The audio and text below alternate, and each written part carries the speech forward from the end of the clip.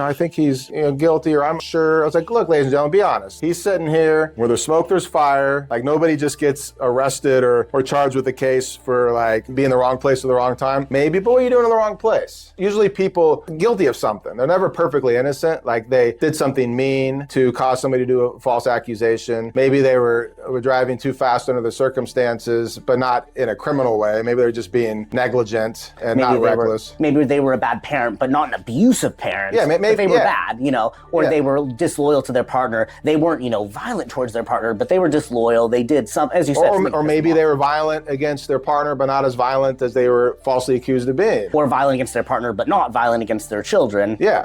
There's only like one case of like an innocent man ever that was flawless in every way. So none of our clients are going to be coming to trial like lily white. If they were, they don't make it through the process. Like, false accusations against people that can easily disprove themselves because they live this perfect life, maybe the cops don't believe them. Like, I don't see those. Doesn't say they don't happen. They just maybe get filtered a little better. If you're acting in a way that causes someone to make a false accusation, you've probably got some like self-improvement work to do. That's all I'm saying. But jurors, they have to do this like mental shift. I'm going to ask them, so have you ever heard of a concept of like something unless maybe something else? Oh yeah. What is that? Innocent unless proven guilty. No, they always say innocent until proven guilty. And the jury instruction is actually innocent unless and until proven guilty. So does anybody see the difference in that? And they'll be like, oh yeah, because innocent until proven guilty sounds like they're going to be proven guilty. It's a foregone conclusion. Like, at some point you're like, okay, that was the line, they're proven guilty. Yeah, innocence is a conditioned precedent to being proved guilty. And it's interesting to me because that's something that I thought about just working on some of these cases. That's so important. And the way that you state that is so important, unless and until proven guilty. And the way that you state,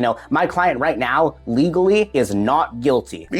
Halfway through the trial, he's not guilty. The only time, the jury has to assume that he or she is not guilty. I find that so important because otherwise, you have a client who's sitting there, they're accused of something. The facts could show that they're not guilty, that they're truthfully not guilty, but confirmation bias, heck of a drug, heck of a force. I actually asked my mom about, remember how you asked me when my mom was on the grand jury, and she actually told me, I know that you'd like this, that she was saying, wait, basically like, hey, pump the brakes, like let's consider whether or not there's actual evidence here. And there was somebody on the jury who was the foreperson who was like, well, they must have had a good reason. So let's go, come on, true bill. My mom says she convinced one younger woman to vote with her against indictment on some of the issues, but it's terrifying. It's one thing to have grand jury where you have the foreperson saying, well, they must have had a good reason. Let's vote in favor. Basically saying, if you don't vote in favor of every single one of these indictments, you don't trust the police. You think that they're liars, etc. That's terrifying, and that could happen at trial too. Yeah, and the way to inoculate that is in jury selection to say, okay, you're driving down the road, you see a cop pulling someone over and somebody, doing this or doing the walk and turn. What do you think? Hey, that guy is doing what? He's a drunk driver, right? You never think, you know what, I'm going to reserve judgment. No, like, we're naturally inclined and we should be judgmental of everything we see. We should always be having good judgment.